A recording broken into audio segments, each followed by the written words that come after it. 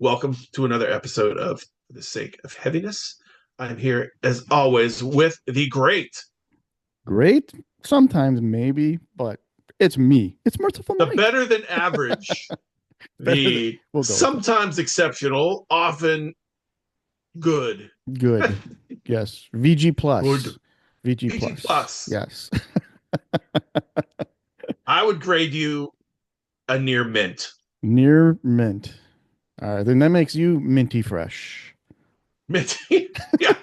He's sealed, presumed mint. Right now, people are already going, no, I'm not watching this one. They're clicking Yeah. off like fucking crazy right now. What I have here is a prime example of a sealed, presumed mint. Merciful Mike Smith. It's been on the market since 1970 something, and as you can see, it's in pristine condition. He has a Motorhead jacket and a vintage deceased trucker cap on his Yeah. head. Yeah. That was not with the original model. It's one that Oh, we're just gonna derail it right out of the gate today, folks. Hey, what are we is like talking an about episode today? called How to Lose Subscribers in 4 Easy Steps. Destroy your YouTube channel in one easy step. People are going to be like, I was promised a top 10 list of Alice Cooper, and all I got was a bunch of shenanigans. I don't even know what they're talking about right now. So, click. Oh, Oh. all right. Anyway, what we are here to talk about is, I'm sure. Okay, hold on. We might as well just start this whole fucking thing over. Couldn't get the mute button quick enough. That's all right. All Well, then right. leave it in. Leave it in. It adds personality. It's like Lemmy's warts, man. I mean, it's just Yes. part of what makes us who we Us. are. We're us. And we are here today to talk about many things of ships and sails and sealing wax and cabbages and kings, and I don't know what Yes. any of that was. I don't Uh, follow Lewis I, Carroll. I'm not even an entertainer. Let's get to the topic at hand. Alice Cooper, the big yes. news. Alice Cooper, big news. The Alice Cooper group, the original band, minus of course Glenn Buxton, dearly departed. Rest in peace. Surprised. I mean, I didn't see this coming. Mike, did you? I mean, it Came out of came out of the nowhere. blue. Yeah. I I hadn't heard anything.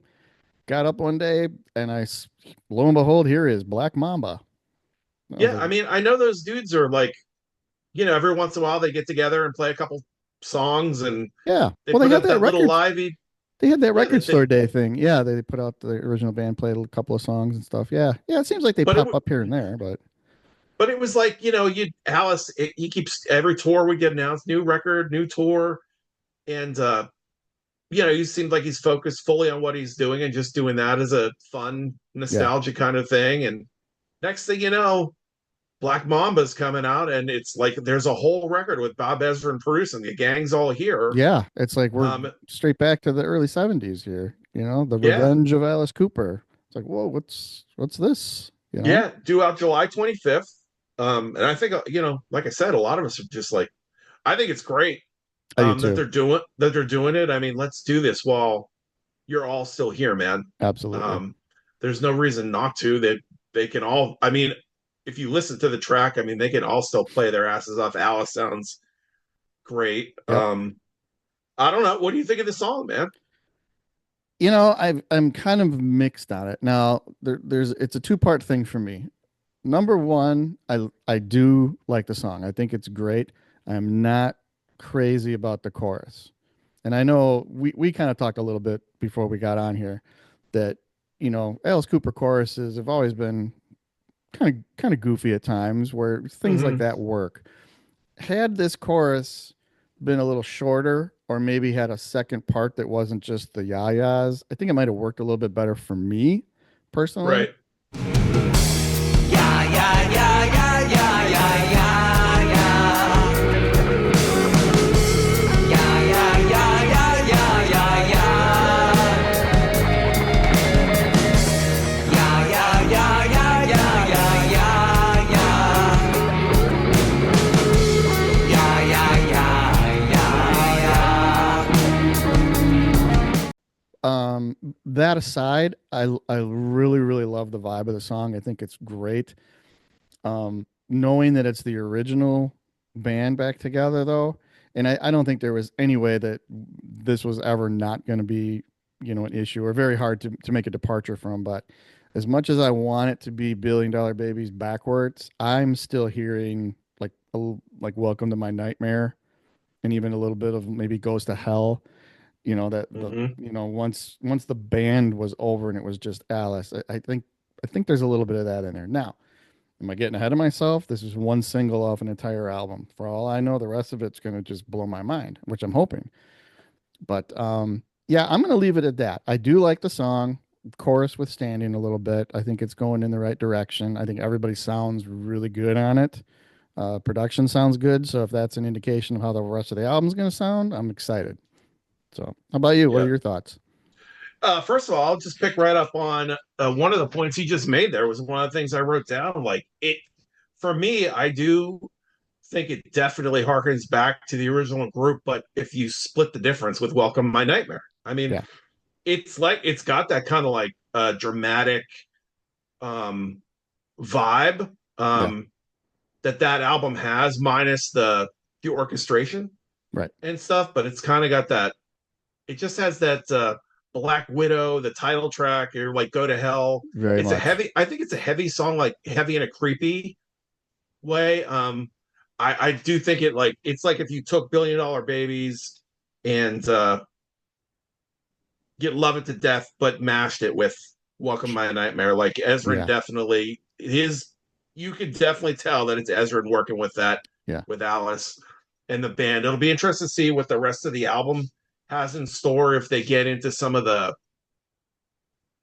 grittier stuff too. I do, man. I like the song a lot. Like it's super creepy. Yeah. I love that it's like the horror um Alice. And man, the production on it I think is phenomenal. Like it's Yeah. everything's so clear. Very. You hear everything sounds, the drums sound great, the bass is Yeah. sounds amazing. I mean, Dennis Dunaway playing his I mean, just everything sounds for a band that hasn't been together like as a creative force in 50 years. I Yeah. mean, it's like they picked up Almost. Yeah. maybe where they would have been had that band stayed together. Like it's I think it's great. I'm here neither here nor there in the chorus. It doesn't bother me. It's You're Not Alone though. Like a lot of people hate that the Yeah. chorus. I don't know if maybe they were just thinking like they could have maybe if they would have just left that out or did it once or left it instrumental, like how they would maybe they could have filled it with some leads or Sure. I think it's like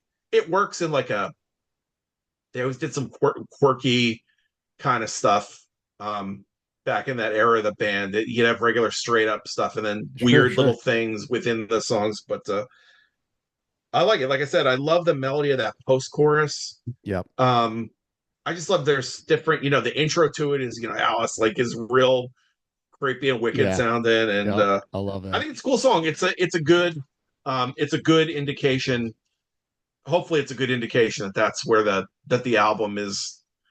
If the album is all this quality, I won't have any No. complaints. And I you mean, know, and I expect there's going to be better stuff on it too, because usually they don't yeah. release the best one No.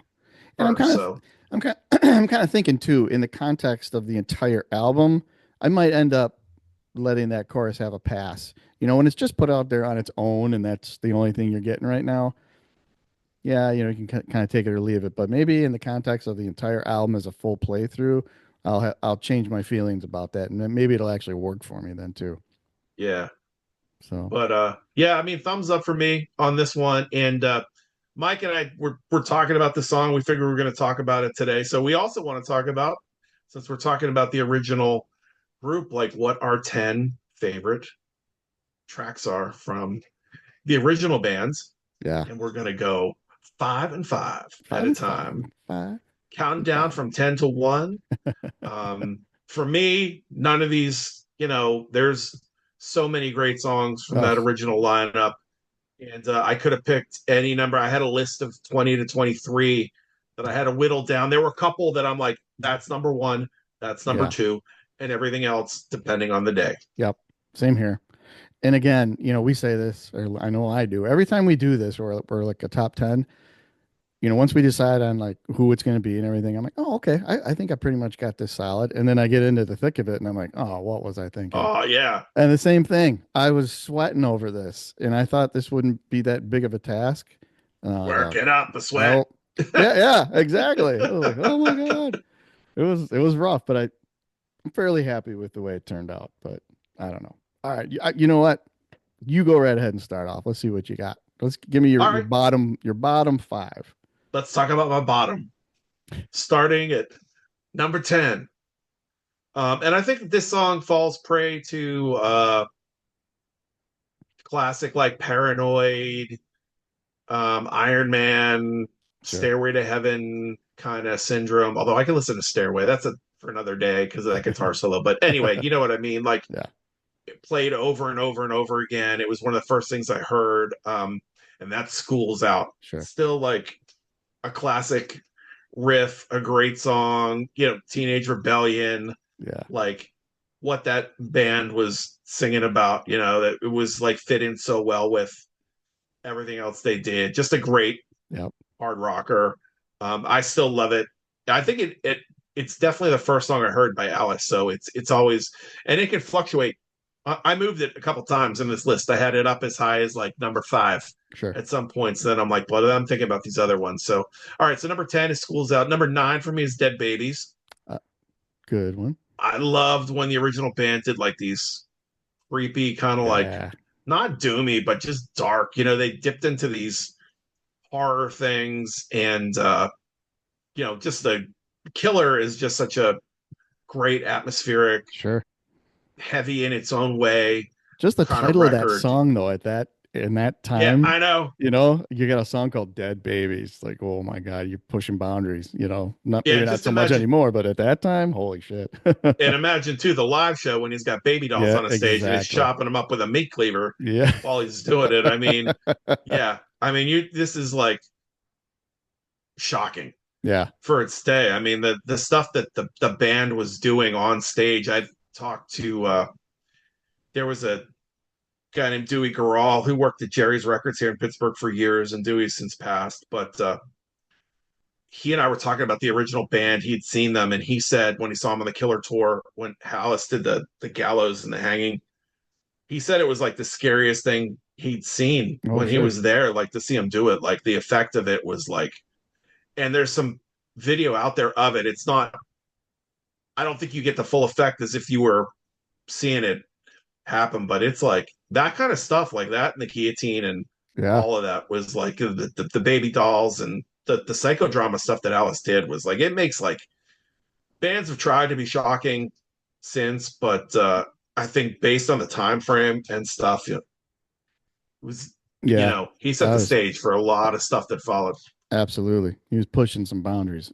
Yeah. So number 8 for me, just straight up hard rocker. One of his kind of like hits that I love, and that's Under My Wheels. Just Yeah. so catchy. I love the telephone is ringing. Just, you get the horns in it. It's just a Yep. fun hard rocker. I mean, Yeah. I'd never get tired of hearing that song. No. Number 7 for me, from an underrated record, from the Muscle of Love album, the first track on the record, Big Apple, Dreamin', Hippo. I forget what the hippo part is. I'll have to reread the lyrics. I was just listening to the song, and I just think it's a cool song. It just Yeah. catches me. I love that verse riff, and that chorus is so Yeah. catchy. I love the whole vibe of it. The whole bit about coming to New York. Let's see what you're made of, and it's just a fun song.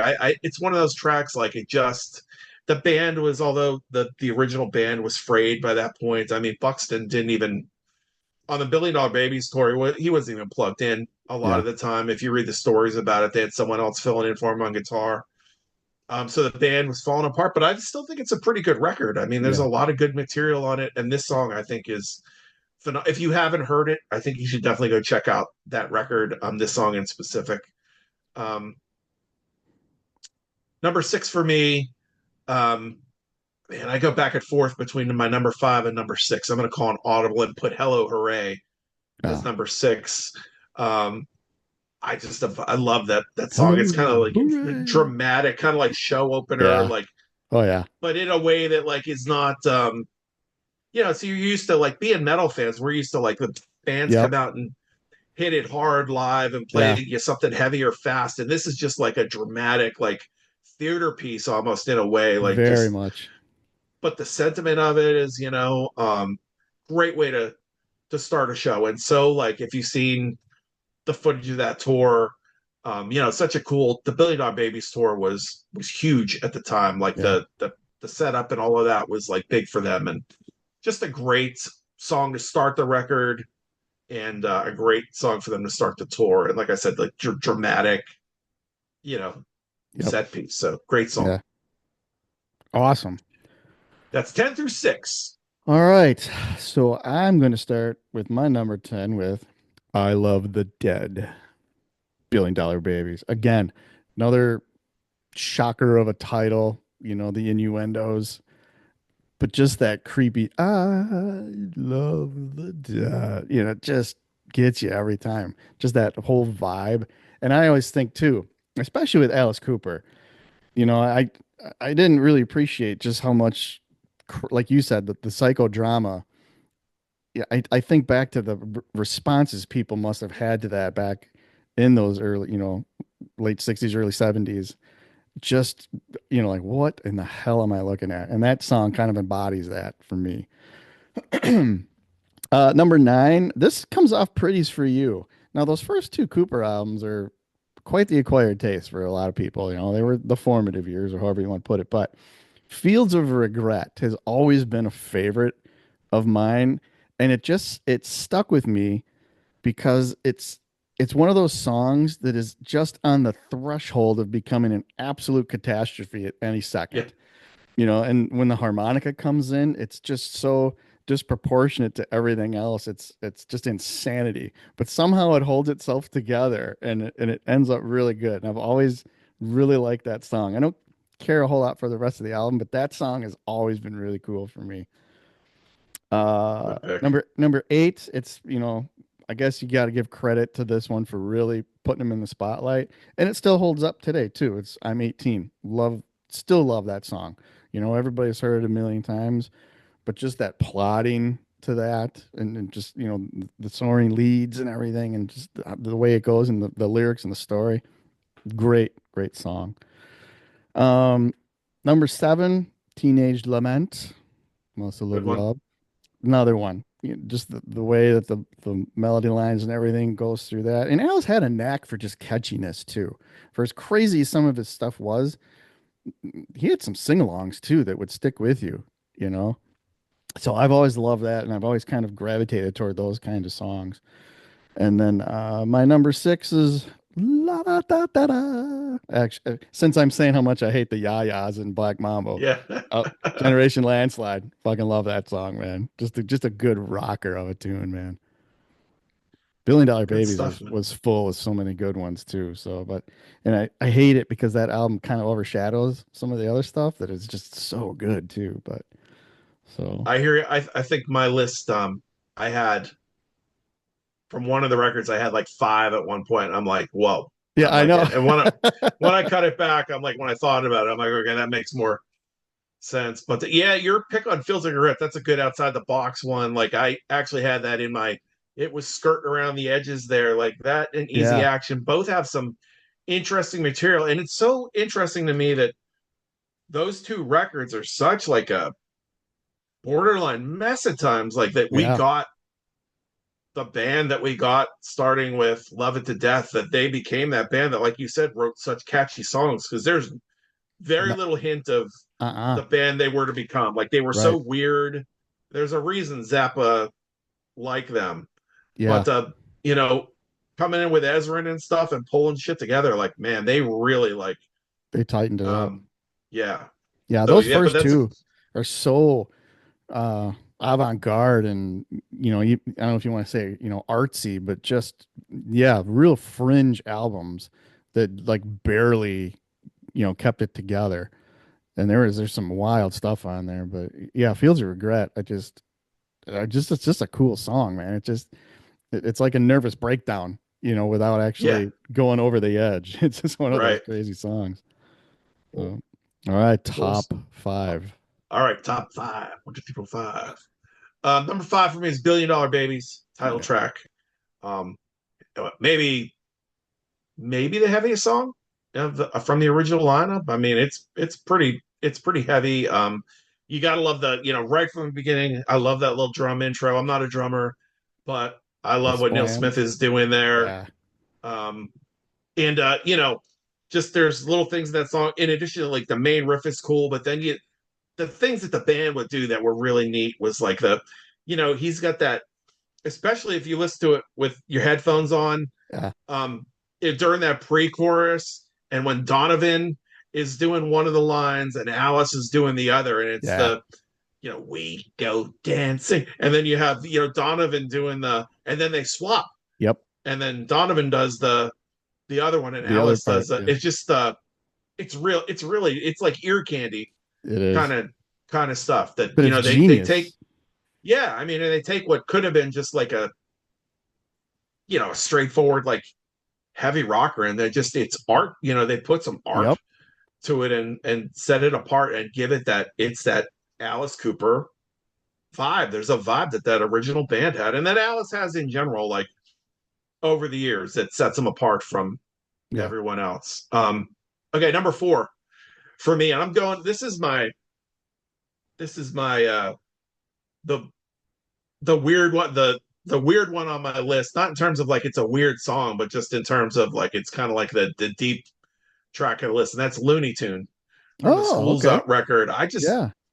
I just always love that, the whole vibe to the verse riff kind of thing. And it just has a cool, like, gritty groove to it. And it kind of reminds me of like old gangster flicks or something like that. I That's a can't good way to explain put it it. Yeah. Yeah. fully. I just always love that song. Just the rhythm of that. It just always sit with me from the minute I heard it. And I think the Schools Out record overall is it's not my favorite of the original lineup. I put it above Muscle Love, but behind the other Hmm. 3 of the classic records. Sure. I'm not, I like it better than the first 2, but that song has always stood out. There's a lot of good material on the record, but that song and Schools Out are the tops Yeah. for me. Number 3 is the prog heavy masterpiece that is Halo of Flies. Yeah. Just That such was a bouncing around on mine too. Yeah. just such a killer song, and so Big time. like dark sounding, and it goes through. There's so many different parts that it goes through. It's like a real like um we've thrown the word psychodrama around and stuff. It's real dramatic. Yeah. This song, and I was glad I finally get to see him. I've seen Alice a couple times, and it's years since I saw him, but when I did see him, he did play it live, which was really Nice. cool to hear Halo Flies live. And I know he does bring it out from On time to time and occasion. still Yeah. play it. So what a great, I mean, Killer is just such a great record. Yeah. There were other songs I could have had from the album on here too. Be My Lover was in contention. And the title track Sure. as well. So number 2 for me is I Love the Dead. Yeah. I love that song. And his voice on that. I Creepy. love the dead before they're cold. They're bluing flesh for me to hold. Like, just when Alice does that Alice voice, like the narrator kind of thing, is just like. Yeah. And one of the things I love about the song, other than it's like just such a dark, like kind of track and like twisted and stuff. Again, it's the ear candy stuff. It's Yeah. towards the end of the song when he's doing the cadaver eyes upon me. See, it's doot, doot, doot, doot, and you Yeah. hear the guillotine Yep. drop Yeah. in it. Nothing.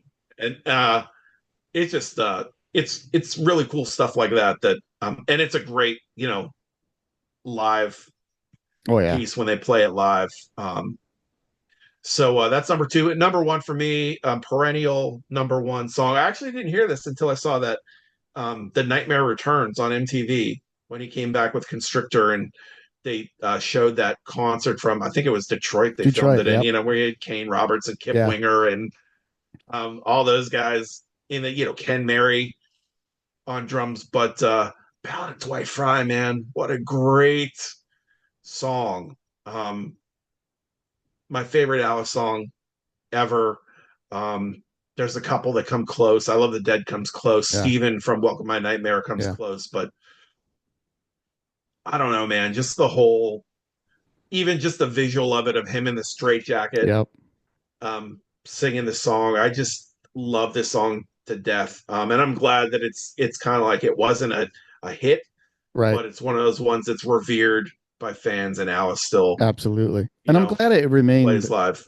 Yeah, it was a staple in the live set, and I'm pretty sure it continues to be. That's a mainstay Yeah. in the live set. So yeah, do tough. That's a tough top five, man. Those are great. And what a great chorus on that song, too, you know. Oh my God. See my lonely light explode. I see it every day. Yeah, it's killer, man. All right.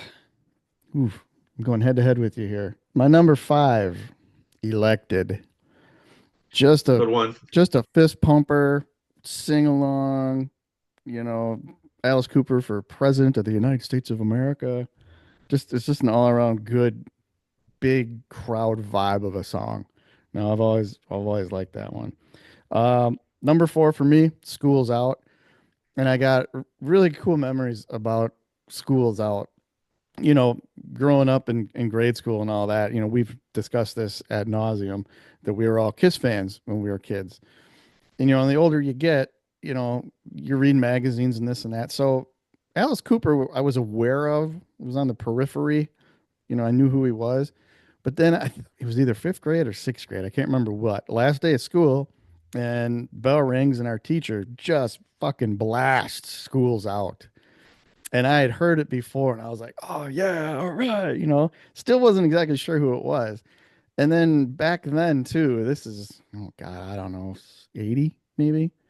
There was it was all pre-tape stuff, but anyway, there was a channel out of Chicago on Saturdays that had what was called super concerts, and they had an Mhm. Alice Cooper show on there, and Schools Out was on there. So then I finally made the connection, and I was like, oh, I love this song. So, so it's always stuck with me, like the last day of school. It's like I lived it through that soundtrack literally because this teacher played it, and I was like, this is awesome.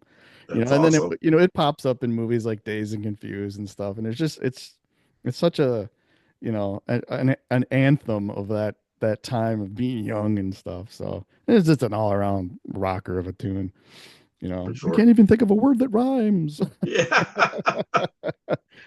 Yeah. Number three, and I kind of go on record saying, if somebody were to say, give me a quintessential Alice Cooper song for me to sink my teeth into.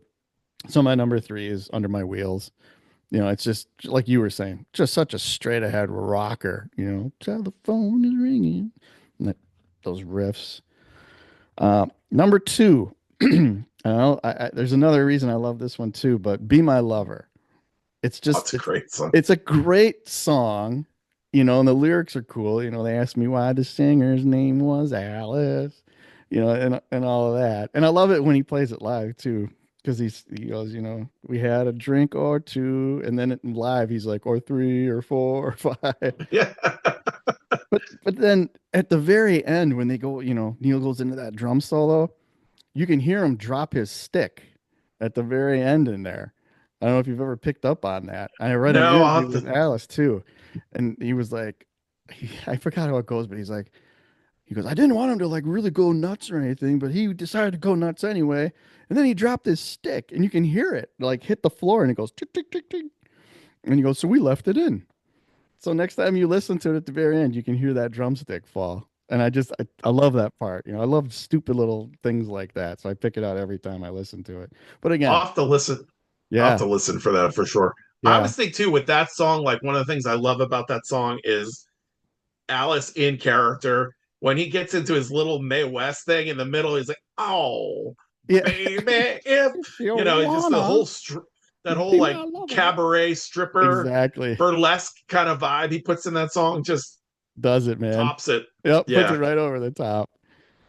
And then number one, absolute my favorite Alice Cooper song, Ballad of Dwight Fry.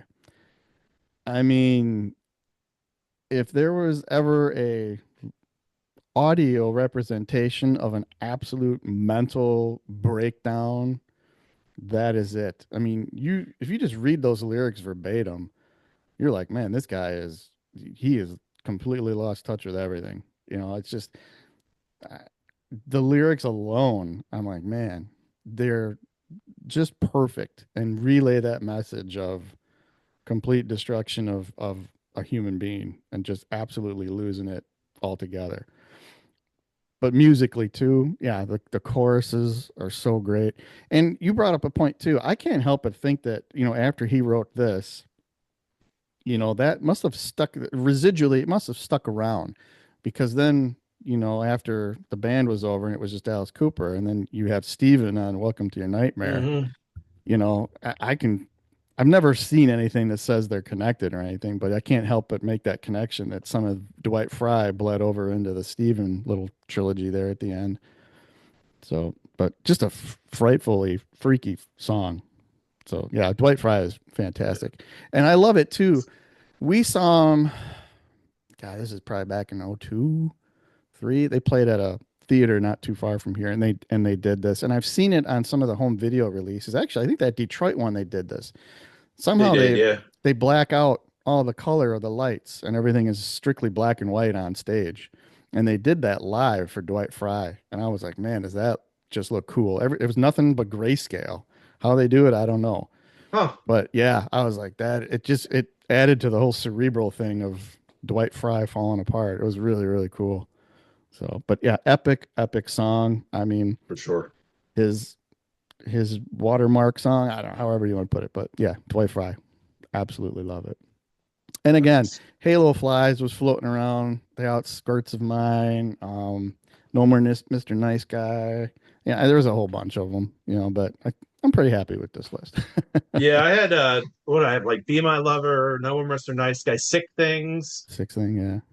um, Muscle Love I had in there.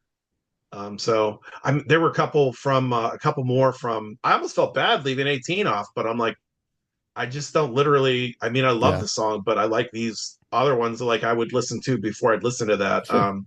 And 18 was an early one.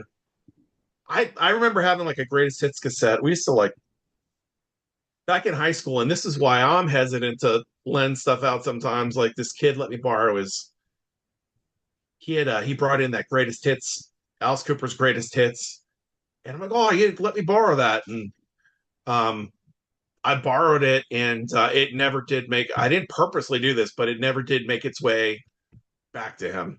Oops. It ended up in my collection, um, and I'm sure I know I've had stuff that hasn't made its way back to me. So the universe, the music universe Yeah. sometimes gets you like that. So I was really bad about that. Like a lot of friends, I had no problem like dubbing tapes for anybody. I'd even supply the tape, but I rarely, if ever, like allowed my personal collection to go anywhere. I was really protective of all of that because you didn't have a whole lot of money, so you want to make yeah, sure took care of your. I was one of those kids that tried to take care of stuff a little bit. Had I kept everything in boxes and packaging, I'd be a millionaire right now. But yeah, I didn't lend stuff out too often. yeah, same. So, Um, yep. but yeah, Alice But Cooper yeah, band. Yeah, that period 69 to 73 was pretty special with the players that were in that original band. And like you said earlier, that they had a vibe all their own, And that's not, saying that, everything else Alice did post that was bad. He had a lot of good stuff. He had some clunkers in there too, but everybody does. So I don't yeah. I know. mean, it's amazing to me if you think about the state that those guys were in. Oh God. That it's always amazing to me, even that time period in general. I mean, any band you want to talk about that, Yeah. you had at least one or two members of most bands like heavily under the influence of something, and Alice waking up in the morning, going right to six packs of beers and Yeah. things like that, and Glenn had Buxton had his issues with alcohol, obviously, and Yeah. for them to come out with the music that they did, and it's it's cool. Like when you come into it, like if you only know the hits from the radio, like if you can, like when I came into the fold and I knew School's Out and Sure. 18 and things you heard on the radio, you don't expect some of this other. They were so like creative Yeah. and open to trying different things, and I'm sure Ezrin had a lot to do with that. But Oh, for you sure. read some of the stuff about these dudes like living in a house together, working on these records, like up in Detroit and stuff, and it's Yeah. like it's crazy stuff. Oh, absolutely. And just the fact that they kept it together, that these albums actually saw the light of day. And like you were saying earlier, the genius arrangements in and out of these songs, it's like, man, and it takes you a little while, to age and live with these albums to appreciate just how incredibly genius the things that were going on were. At face value, when you're younger, it's like, oh, I like this song. I can sing along to it. It's cool. It's Alice. He's scary. Years later, you look at it from a more critical view and you're like, God damn, for the time period, this is unbelievable what they were doing. Yeah. So And I feel like it's almost criminal's not the right word, but I mean, if you think about it, when you think about the big bands of the day, like I think people forget just how huge the Alice Cooper band was during this time period, and I think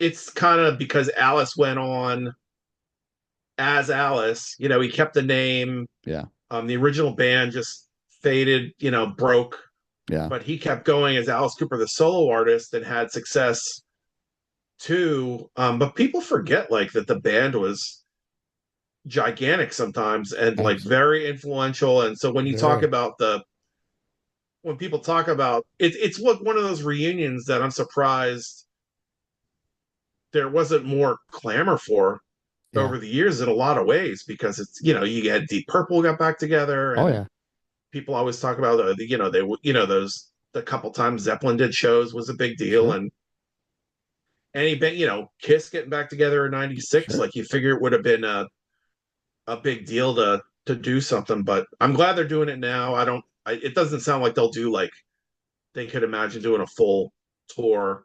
I would think if um that was in the cards, I think we would have had a little bit more prelude to this coming, and I think we'd have a lot more fanfare around it right now, rather than just, yeah, and they boop, certainly would here's a have video. announced a tour with Judas Priest if that was going to happen. I think that would have been the folk. I mean, maybe we'll get. That's the It'd be first cool though thing if we got like a mini set within. yeah, that would be cool. I don't know. I don't really know what like the actual health is of any of these guys other than Alice. I don't know if they could, you know, stay healthy and sustain a full tour. But I saw that too, the Cooper Priest tour, and right away I was like, I wonder if that's just Alice on his own or if that's the original guys. Because if they do end up doing a couple of shows, that's definitely on the must see list for sure. Oh, definitely. Yeah, So for sure. we can hope. But Let's see. yeah. All right. Well, I guess So we have to wait it out and see what this album's going to look like. What was the release that's right. date? July 25th. Is that what you said? July 25th. Yeah. Yep. The Revenge of Alice The Cooper. Revenge of Alice Cooper. Revenge. What are your top 10 Alice Cooper songs? You knew this was coming. We want to know. Comment, Comments. And after you subscribe, comment, and comment. subscribe, like, share. Yes, like, share, subscribe, and comment. Yes. In any of those Listen to orders. Butch. Just do it, man. Tell you to do it. We're gonna send the Black Mamba after you. That You snake don't is want gonna. that. Yeah. You don't want It's that. gonna. It's gonna. This is my favorite line in the song. It's like, I'm crawling up your leg to whisper in your ear. Alice has still got it. All right. Thank you for joining us. I'm going to go listen to some more Alice Cooper, I think. We'll see you again on the next episode of For the sake of Heaviness. Heaviness. Thank you. And thank you. Thank you. Thank you. You and you. We love you. And you, and you, and you, and you.